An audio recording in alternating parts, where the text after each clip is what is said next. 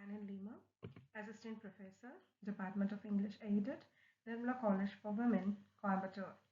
In this video, we are going to look at ecofeminism and Vandana Shiva. In this video, we will be focusing on the following topics: introduction to Vandana Shiva, need for ecological awakening, definition to ecofeminism, origin of ecofeminism, aim of ecofeminism, radical and cultural ecofeminism, ecofeminism and Vandana Shiva, feminine and masculine principles, gender and environment, and finally, women and nature.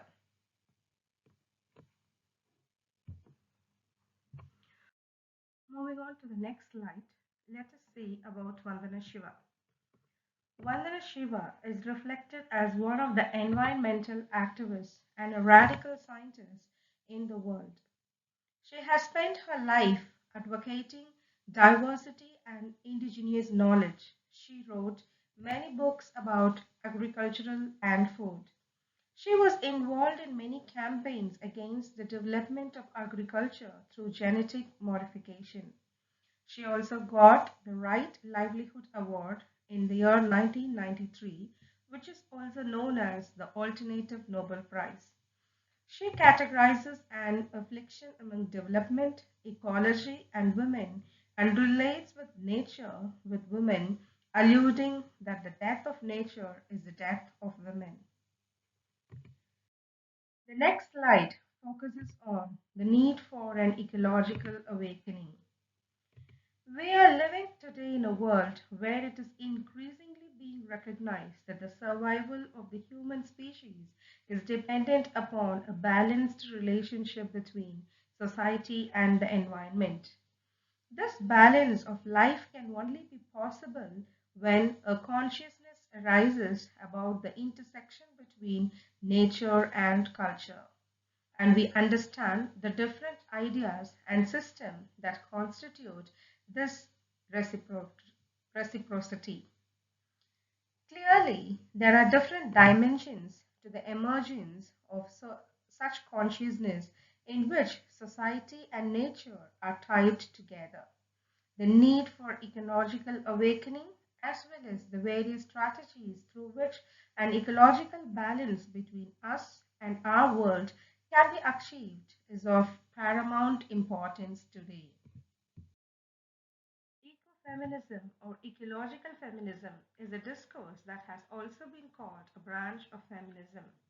The term ecofeminism was coined in the year 1974 by the French feminist Francoise d'Eubon and popular in the environmental movements of the late 1970s and 1980s.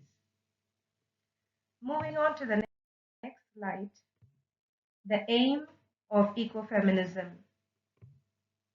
Women and nature are deeply entwined and connected in multiple ways. They are treated similarly and hierarchically by the patriarchal structures and institutions across cultures and societies. Women are embedded in nature, and thus the exploitation of nature could be or should be seen as an exploitation of women as well. Patriarchal forces dominate, exploit, and violate women and the environment in the name of development.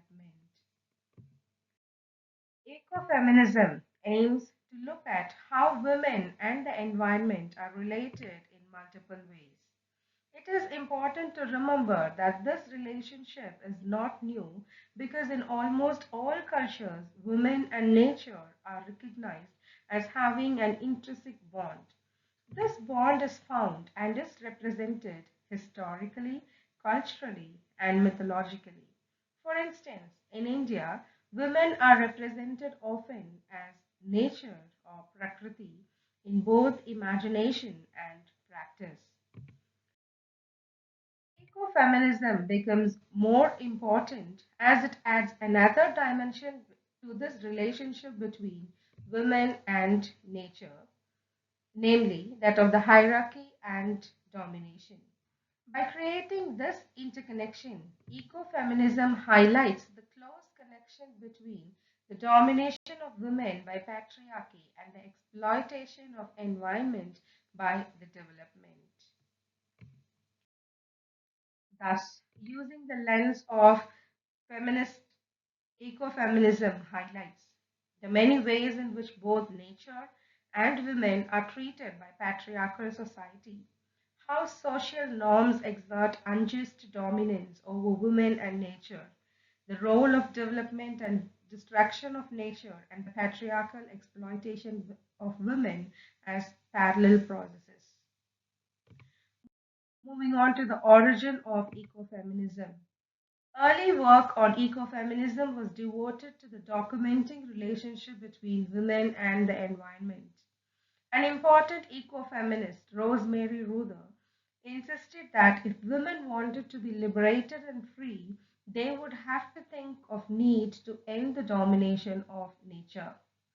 This would only happen when women and environmentalists worked together and questioned the patriarchal structures and ideas.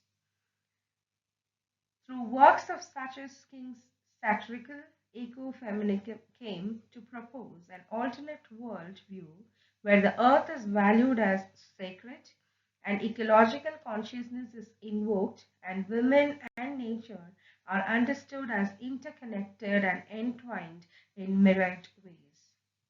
Moving on to the types of Moving on to the radical ecofeminism and cultural ecofeminism. Radical ecofeminism argues that the patriarchal society and ideologies of domination equate nature and women so that both can be oppressed and exploited. This was done by describing both women and nature as commodities, thus enabling their exploitation and degradation. Cultural ecofeminism, on the other hand, stressed the association between women and the environment as being based on an inherent bond of nurturance that women and nature share. This shared experience makes women more aware and alert to the destruction and degradation of the environment.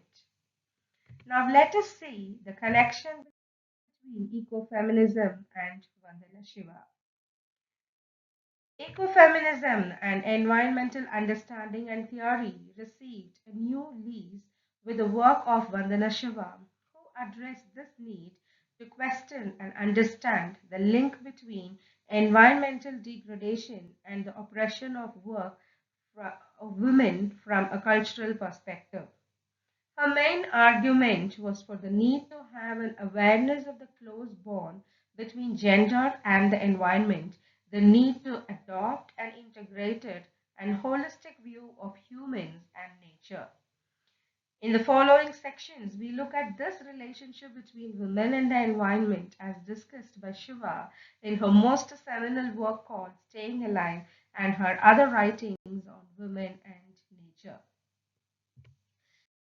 Next topic that we are going to look at here is the feminine and the masculine principle. Historically, in most cultures, women are seen as an embodiment of the feminine principle and a nurturer of life. And yet, always patriarchal ideology has rendered them invisible and marginalized. In the Indian context, to understand the position of women and their role as conservers of culture and nature, Shiva examines the relationship between the world of women, environment, and the cosmological world. She argues that the connection between women and nature is an ideological one and deeply rooted in belief system, ideas, values, and their cultural representation. The scriptures, on the other hand, recognizes the interplay between the ideas of creation and destruction and dynamic energy or Shakti. The manifestation of this energy is called Prakriti, the feminine and creative principle which is both animate and inanimate. The feminine and the masculine principles to be continued. This dialectical unity and harmony between the masculine and feminine principles are the basic ecological thought and action in India. Thus, we see in Indian culture, the feminine principle is worshipped in many ways and forms, all of which highlight the close and dynamic connection between women and nature. Shiva defines nature as the creative expression of the feminine principle. This embodiment and manifestation of feminine principle is characterized by creativity, productivity, diverse in form and aspect, connectedness and interrelationship of all beings, including man, continuity between the human and the natural, sanctity of life in nature. Shiva argues that nature has been treated as integral and inviolable, and there is no dualism between man and nature, for it is Prakriti that sustains life. Moving on to the next topic, that is gender and environment. The ecofeminist approach establishes the fact that women are embedded in nature. The exploitation of nature could be seen as an exploitation of women. Development and other patriarchal forces dominate and exploit women and nature. Shiva says that culture recognize that women and nature are powerful, they thus need to be controlled and oppressed. In doing so, the patriarchal world underestimates that though they may be victims of patriarchy and exploitation, women can also be agents of change. Because of their close association with nature, women are the more affected by ecological disasters than men, and that is why we find they are everywhere on the forefront of protest against the destruction of nature. Shiva also makes a distinction between an Indian and the Western understanding of the above. In simple words, in the Western understanding, the relationship between women and environment is viewed as primarily material. In the non Western countries, this relationship is considered as ideological and real, and women and nature are seen to represent the feminine principle. Prakriti creates diversity with multiple forms of life and lives in every stone or tree, pole, fruit, or animal and is identified with them and by such names as Aditi and Adi Shakti. In their daily watering and worshipping, women renew the relationship of the home with the cosmos and the world process. When a Hindu woman cover the tulsi or holy basil plant with a red cloth, they express feminization of the delicate plant and the closeness of women and nature. This is also seen in how the ficus trees or people or the banyan tree are worshipped by women across India. Every culture has multiple such examples of the worshipping of nature by women. So, with this, I conclude the video by saying that women and nature are always interconnected with each other. In order to live a peaceful and happy life in this world, let us save nature and save life. So thank you one and all for watching this video.